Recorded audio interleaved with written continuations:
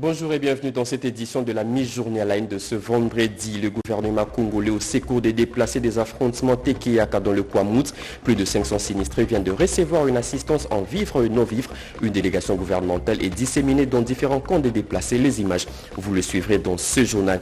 Au sommaire également, l'on avance à petits pas vers les élections en RDC. Les choses se dessinent de plus en plus. 500 kits électoraux pour les opérations de fichiers électoraux sont arrivés depuis hier à Kinshasa.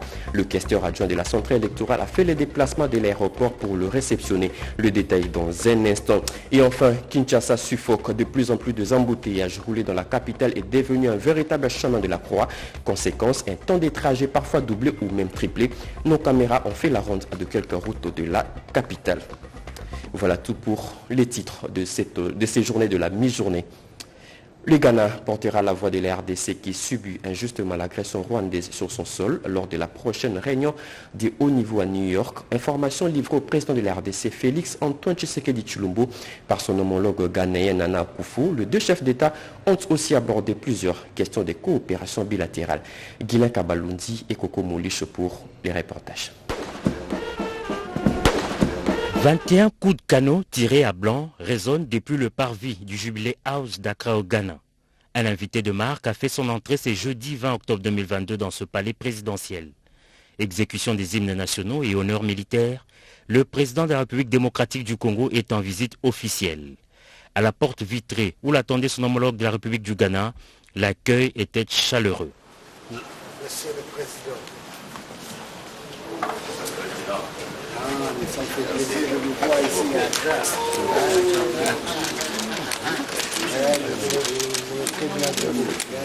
Vous êtes bien passé. Pour immortaliser ces instants, Nana Addo Dankwa Akufo-Addo a invité Félix Antoine Tshisekedi Tshilombo à poser pour la photo officielle. Après la présentation des officiels du gouvernement du Ghana et de la RDC, les deux chefs d'État se sont retirés pour un tête-à-tête d'une dizaine de minutes. Les entretiens se sont par la suite élargis en réunion bilatérale avec les collaborateurs respectifs. Des questions de coopération entre les deux pays ont été traitées. Par la même occasion, le président Tshisekedi a remis sur la table des discussions la question sécuritaire dans l'est de la RDC, étant donné que le Ghana est d'ici le mois prochain membre non permanent du Conseil de sécurité. Il s'est agi essentiellement de développer la situation de l'est du pays, la situation sécuritaire de l'est de notre pays, parce que le Ghana est prochainement au mois de novembre membre non permanent du Conseil de sécurité. À ce titre-là, il y aura une réunion le 10 novembre à New York, réunion de haut niveau, et le président ghanéen a marqué tout son soutien au processus de pacification de l'Est. Il a mis à l'ordre du jour de cette réunion de New York la situation sécuritaire à l'Est du pays. Avant de prendre congé de son homologue, le chef de l'État congolais a été convié à apposer sa signature dans les livres d'or de ce palais. Les deux dirigeants sont convenus de se rencontrer en novembre prochain à Sharm el-Sheikh en Égypte lors de la COP27 pour faire avancer la cause de l'environnement en Afrique. La mission de paix confiée au chef coutumier pour rétablir la paix dans la province de l'Ituri par le chef de l'exécutif, conduite par le vice-ministre des Affaires étrangères Sami Adoubango. Ces chefs coutumiers étaient hier chez le Premier ministre Jean-Michel Samaloukonde, Pati Tondouango, Marcel Moubenga et Julien Piana ont signé ces reportages. Relever les problèmes liés à l'activisme des groupes armés dans la province de l'Ituri et proposer des pistes et des solutions pour le retour d'une paix durable dans cette province sous état de siège, matière abordée lors de la rencontre entre le Premier ministre Jean-Michel Samaloukonde Kyenge et une délégation des autorités traditionnelles de l'Ituri. Ces gardiens de la tradition ont également plaidé auprès du chef du gouvernement pour l'accélération du programme de démobilisation, désarmement, relèvement communautaire et stabilisation et l'augmentation de l'effectif des militaires dans leur province. Nous tenons à remercier son Excellence, Monsieur le Premier ministre, chef du gouvernement, de sa disponibilité de nous recevoir. Nous sommes venus juste lui présenter la situation sécuritaire de l'Ituri et faire certaines recommandations pour qu'il y ait une stabilité donc sur l'ensemble de la province de l'Ituri. Il faudrait ouvrir une voie de dialogue qui va aider la communauté iturienne de la sortie des crises pour pour que la paix revienne sur toute l'étendue de la province de l'Ituri. James Katalo, chef coutumier du secteur des Bahema Sud, a loué l'essence d'écoute du chef de l'exécutif national qui a recommandé à sa délégation la sensibilisation des entités de base de l'Ituri sur la paix. Jean-Michel Samalukonde Kienge a promis à ses hôtes le soutien total de son gouvernement. Je le disais au sommaire, le gouvernement congolais vole au secours des déplacés des affrontements Tekeyaka dans le Kwamouth. Plus de 500 sinistrés viennent de recevoir une assistance en vivre et non-vivre. Une délégation gouvernementale est disséminée dans différents camps des déplacés. Vital Pagabita. Des solutions pour le retour d'une paix durable dans cette province sous état de siège, matière abordée lors de la rencontre entre le Premier ministre Jean-Michel Samalukonde Kienge et une délégation des autorités traditionnelles de l'Ituri. Ces gardiens de la tradition ont également plaidé auprès du chef du gouvernement pour l'accélération du programme de démobilisation, désarmement, relèvement communautaire et stabilisation et l'augmentation de l'effectif des militaires dans leur province. James Katalo, chef coutumier du secteur des Bahema Sud, a loué l'essence d'écoute du chef de l'exécutif national qui a recommandé à sa délégation la sensibilisation des entités de base de l'Ituri sur la paix. Jean-Michel Samalukonde Kienge a promis à ses hôtes le soutien total de son gouvernement. Toutes nos excuses pour ces désagréments. Vous venez là encore de resuivre cet échange entre le Premier ministre et le chef coutumier d'Ituri. Revenons sur cet élément. Le gouvernement congolais qui vient de voler au secours de déplacer des affrontements Tekeyaka dans le Kwamouth. Plus de 500 sinistrés viennent de recevoir une assistance en vivre et non-vivre. C'est un reportage de Vital Pagabita.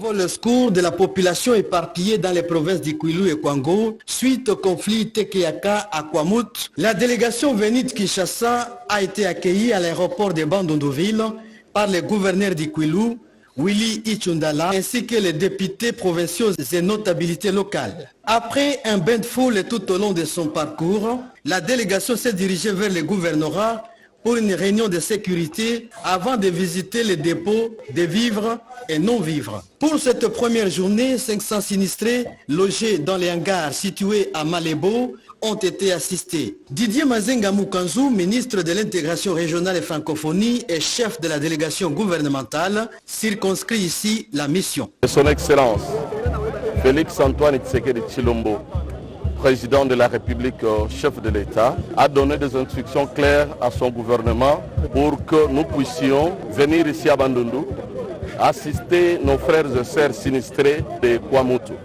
Nous allons dans tous les Kwilu et Kwangu, notamment aussi Maïndombe, là où il y a les déplacés, nous allons les assister et faire les rapports au gouvernement. Cette délégation était composée du ministre des Affaires sociales et Actions humanitaires, des cellules du numérique, de la ministre déléguée près le président de la République, de la vice-ministre de la Défense, de la gouverneure d'Imaïndombe, des 2 députés nationaux ainsi que des experts de la primature, dépêchés, on l'a dit, pour une mission essentiellement humanitaire.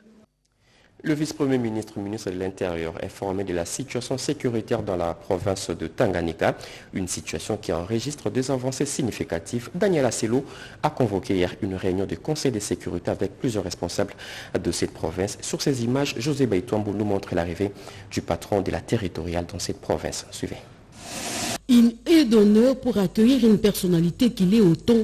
L'aurore n'avait pas fini sa courbe journalière. C'était pratiquement vers 11 h quand l'avion transportant le vice-premier ministre, ministre de l'Intérieur et Sécurité, a foulé les sols de la province de Tanganyika. Au bas de la passerelle, sourire aux lèvres, les patrons de la territoriale a salué les officiels rangés les longs au sein de la fanfare avec en leur tête la gouverneure Julie Ngongwa qui avait à ses côtés le ministre provincial de l'Intérieur Pierre Lumbwe.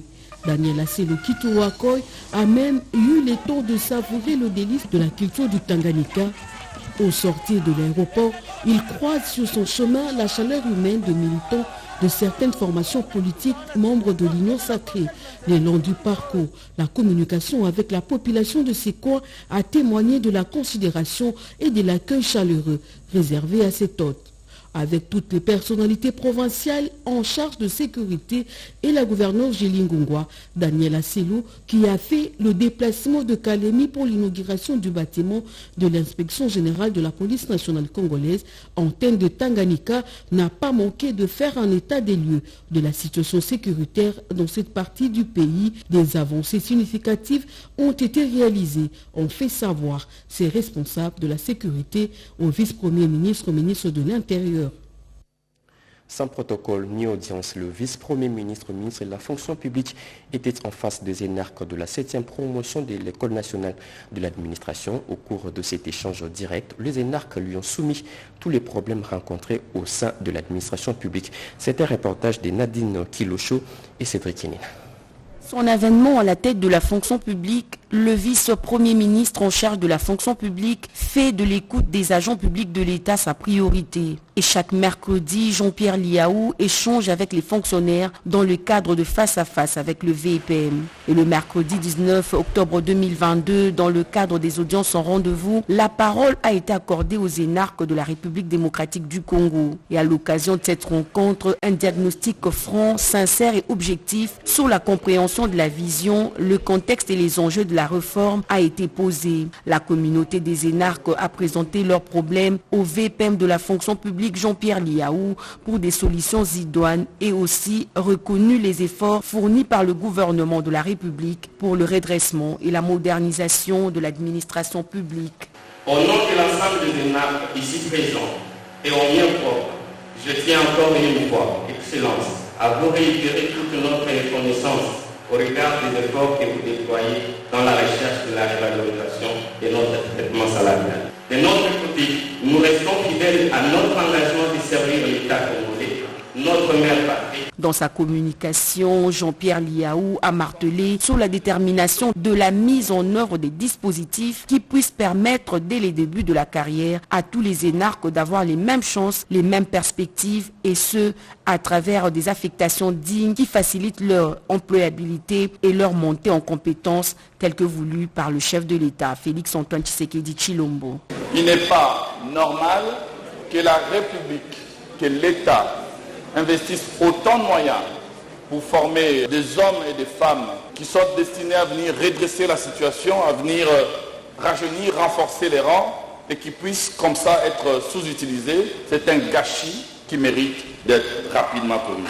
Les énarques ont été interpellés par le VPM Jean-Pierre Liaou au sens élevé de responsabilité en servant l'État avec intégrité, compétence et patriotisme.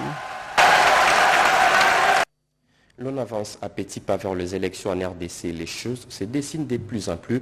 500 kits électoraux pour les opérations du fichier électoral sont arrivés depuis hier à Kinshasa. Le questeur adjoint de la centrale électorale a fait les déplacements de l'aéroport pour les réceptionner. C'est un reportage de Teti Samba et Geresto Fouché. Plus rien pour arrêter l'organisation des élections générales en République démocratique du Congo l'année prochaine, car la Commission électorale nationale indépendante met tout en œuvre pour la tenue de ces scrutins dans le délai constitutionnel. En effet, un nouveau lot de kits d'identification et d'enrôlement des électeurs est arrivé ce mercredi 19 octobre 2022 à Kinshasa en provenance de Séoul, en Corée du Sud. Ces machines ont été réceptionnées à l'aéroport international de Ndjili par le questeur adjoint de la CENI, Mme Sylvie Birambano, accompagnait le secrétaire exécutif national adjoint, Mme Marie-Josée Kapinga. Ces nouveaux matériels, aux normes requises, sont bien adaptés aux besoins opérationnels de la CENI, a précisé Mme Sylvie Birambano. La Commission électorale nationale indépendante a amorcé sa phase de la révision du fichier électoral. Et avec son opération identification et enrôlement des électeurs. Nous avons réceptionné le 19 septembre le premier lot de kits d'enrôlement venant de notre partenaire Mirou System qui nous a permis de faire des tests grandeur nature et à l'issue de ces tests, la CENI a formulé des orientations pour que les kits soient bien adaptés aux besoins opérationnels de la CENI. livrés par Mero System, une entreprise sud-coréenne. Ces matériels vont servir exclusivement à la formation des préposés au centre d'inscription et du personnel que la CENI organisera dans les tout prochains jours afin de leur permettre de prendre connaissance de l'outil, comprendre son mode de fonctionnement pour l'enrôlement des électeurs et aussi superviser l'opération d'identification et d'inscription des électeurs sur les listes électorales. Lutte contre le cancer, le Première Dame d'Afrique, par l'intermédiaire de leur vice-présidente Denise Nyakeru Tshisekedi, ont démontré à Genève, en Suisse, leur engagement, mais aussi la nécessité de créer des synergies d'action pour combattre ces fléaux dans les continents et à travers le monde. C'est un reportage de Naïcha Kiala. Au congrès de l'Union internationale contre le cancer à Genève en Suisse, la communauté mondiale ne joue que sur la réduction de la charge mondiale du cancer grâce au pouvoir des actions collectives. L'organisation des Premières Dames d'Afrique pour le développement OBDAD y participe par sa vice-présidente et Première Dame de la République démocratique du Congo, Denise Nyakeru Tshisekedi. À ses côtés, la Première Dame du Bénin, Claudine Talon. Dans un des panels mis en place pour le partage d'informations et d'expériences sur la prévention, le dépistage et la prise en charge des cancers, la vice-présidente de l'OBDAD, Denise Nyakeru Tshisekedi, a pris parole pour dérouler la vision de leur organisation et son rôle dans la lutte contre le cancer sur le continent. Les Premières Dames d'Afrique travaillent pour contribuer à la réduction de la mortalité prématurée due au cancer. Nouer des partenariats stratégiques nécessaires au renforcement des initiatives et les programmes sur les cancers du col de l'utérus. Dans sa stratégie, le plaidoyer prend une place de choix dans la recherche des solutions aux problèmes qui impliquent plusieurs acteurs à différents niveaux de prise de décision. Comme initiative déjà portée par l'OBDAD dans la lutte contre le cancer, les partenaires avec lesquels l'OBDAD a eu à mener des activités liées au cancer sont respectivement Roche, Merck et OMS entre autres. Dans l'objectif de partager les meilleures pratiques sur la lutte contre ce fléau mondial, la vice-présidente de l'OBDAD a eu des rencontres bilatérales, respectivement avec Mme Tisha Botman, directrice exécutive accès aux soins de CMS, et Mme Claudine Talon, Première Dame du Bénin et présidente d'une fondation éponyme qui œuvre dans la lutte contre le cancer du col de l'utérus. Le ministre du Tourisme, Modero Ntimba, a porté la voix de l'RDC à la 15e édition de la Foire internationale du tourisme Expo 2022, tenue récemment au Zimbabwe. Travaux qui avaient pour but de nouer des alliances commerciales à travers le monde. Notre envoyé spécial, Bobo Samba. Pendant 3 jours, la Foire internationale du tourisme organisée au Zimbabwe avait réuni différents experts du tourisme, des décideurs et hommes d'affaires venus de partout. Ouverte par la Première Dame du Zimbabwe, l'Expo 2022 a permis l'échange d'expériences et la politique de développement de l'industrie du tourisme. Les participants ont également levé des options pour promouvoir le commerce, l'un des corollaires majeurs des activités touristiques. Parmi les nations invitées à cet événement, l'on cite la République démocratique du Congo. Le pays de Félix-Antoine Tshisekedi Tshilombo s'est fait représenter par son ministre du Tourisme, Modero Nsimba Matondo. Sa présence a été vivement applaudie par le pays organisateur au regard de l'apport significatif de la RDC dans le secteur touristique. Cette foire est devenue une vitrine. Elle attire différents visiteurs internationaux et experts du secteur du tourisme, mais aussi de médias venus du monde en vue de la promotion du tourisme dans sa globalité. Modero Nsimba a saisi l'occasion pour vanter les atouts touristiques de son pays, la République démocratique du Congo, qui va organiser au mois de novembre de cette année la Semaine congolaise du tourisme. Invité d'honneur de la Foire Expo 2022, Modero Nsimba Matondo, aux côtés de la Première Dame du Zimbabwe, a visité différents stands installés par le pays participant. Ces derniers ont reçu différents prix pour leur participation. La remise des récompenses est déroulée au Zimbabwe International Exhibition Center. Des représentants de gouvernements et des organismes parapublics avaient notamment répondu présents à ces rendez-vous. Amélioration des conditions d'apprentissage à l'Institut supérieur de commerce IEC, un cahier des charges déjà sur la table du directeur général de cet établissement supérieur. C'était lors d'une réunion présidée par Émile Ngoï Kassongo. C'est un commentaire d'Iverson Kababa. L'évaluation du contenu des cahiers des charges qui porte sur l'amélioration de l'éducation, l'amélioration de l'administration, l'organisation d'études sont là les points essentiels évoqués au cours de la première réunion paritaire du comité de gestion de l'Institut supérieur des commerces avec la délégation syndicale.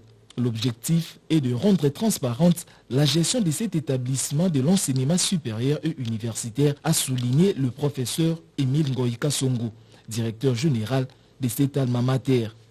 Il était question également de voir avec la délégation syndicale la manière idoine pour permettre justement de voir comment faire bénéficier en termes d'infrastructures, en termes d'équipement, d'amélioration de la qualité de nos infrastructures d'accueil des étudiants, mais aussi en termes de motivation des ressources humaines, la manière dont nous pourrions mieux améliorer l'efficacité de l'utilisation des fonds liés aux frais académiques payés par les étudiants pour les biens des lycées, pour permettre à ce que nos enfants puissent accéder aux meilleures conditions d'enseignement. Pour sa part, le président de la délégation syndicale a salué l'engagement du directeur général à répondre positivement à leurs desiderata. Ce dernier est considéré comme étant un réformateur qui s'investit à trouver des solutions durables au profit du personnel. Nous sommes venus avec un cahier de charges que nous avons soumis au comité de gestion pour échange de paroles. Cette réunion a permis aux différentes parties de prendre de nouvelles directives pouvant faire de cet institut supérieur une grande école de commerce régionale.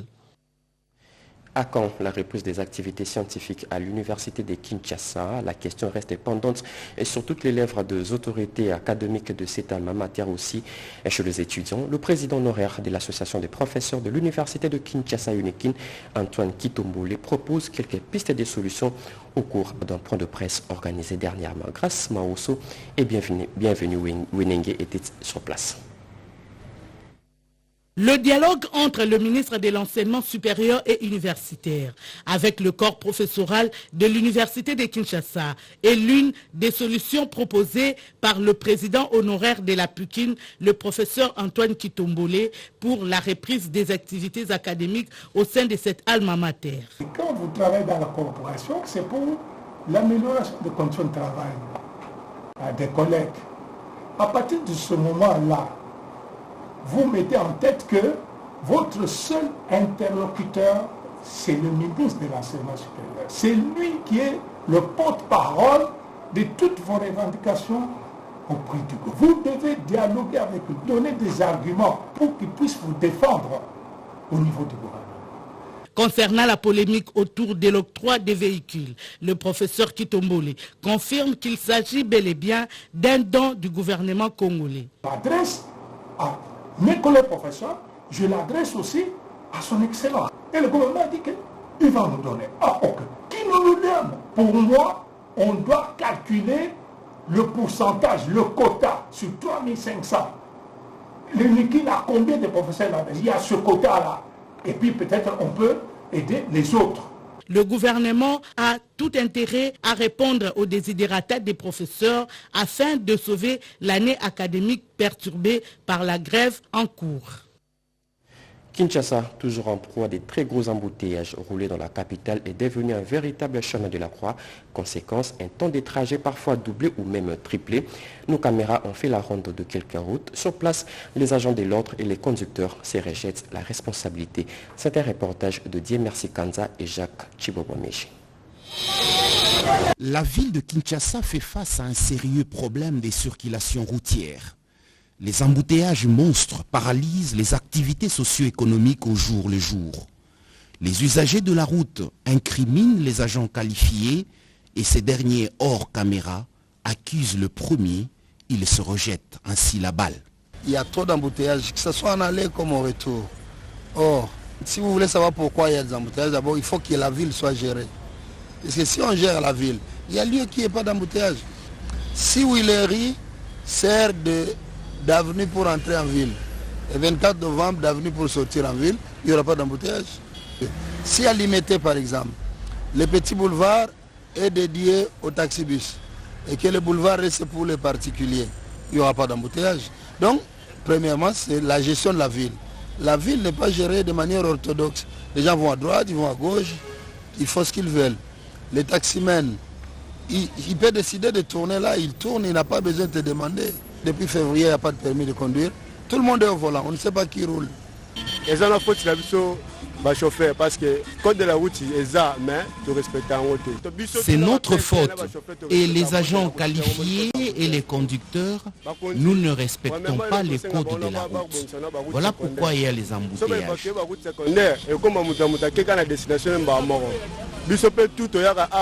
Carrefour ezaka moko ba désenclaver ba biloko mususu ba grand hôtel eta ba kinkole kuna ba espace ebele biso tu dois focaliser bo retour au mona tozo aka ndenge moko et au mona embouteillage ezaka presque toka la transon moko. Ouais, mais ça que non. Pour moi, s'il y a des embouteillages, c'est à cause des tracasseries policières.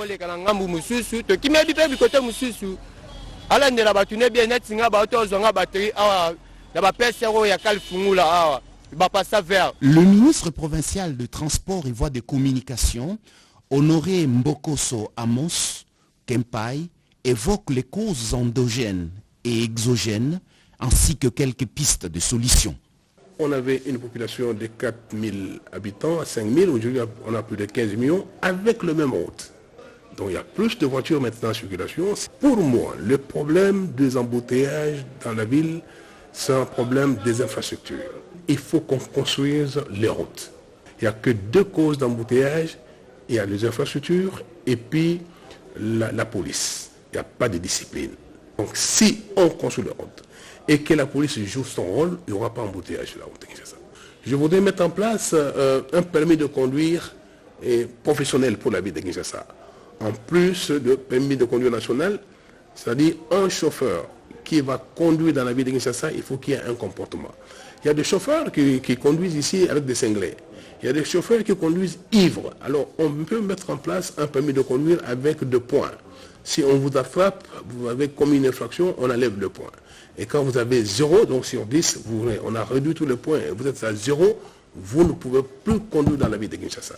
S'il est vrai que les véritables causes des embouteillages sont bien identifiées, notamment le non-respect et l'ignorance du code de la route, l'indiscipline, les tracasseries policières, l'insuffisance et le délabrement des infrastructures routières, il est aussi vrai que la population quinoise continue à vivre avec les embouteillages et dans les bouchons. Décédé le vendredi 14 octobre dernier, Joël Bunga, fils cadet du directeur général intérimaire de la radio-télévision nationale congolaise, a été mis en terre hier à la nécropole Kimberly. Les amis, connaissances et familles lui ont rendu un dernier hommage à l'hôpital du cinquantenaire Rodépanda. Nous ne t'oublierons jamais, Joël Bunga Jojo, après 17 ans de vie parmi nous. Ainsi nous pouvions lire sur les calicots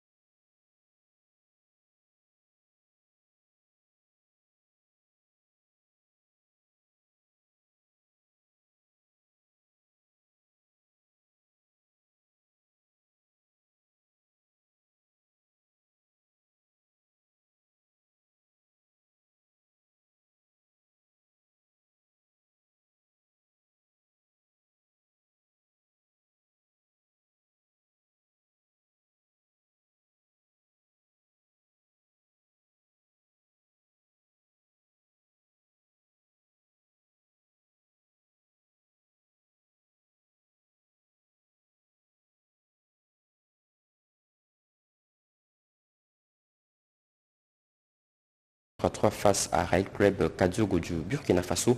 Virginie Anjo nous fait revivre le temps fort de ces matchs comptant pour le 16e de finale retour. Suivez.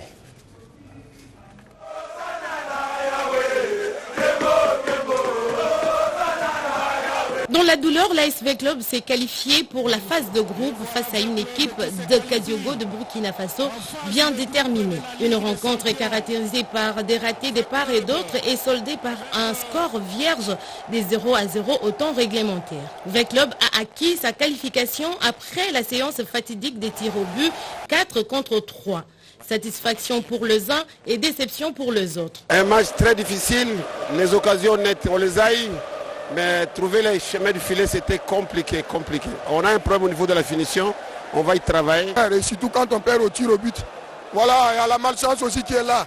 Et quand on regarde le contenu du jeu dans l'ensemble, on était les premiers à créer l'occasion à la deuxième minute.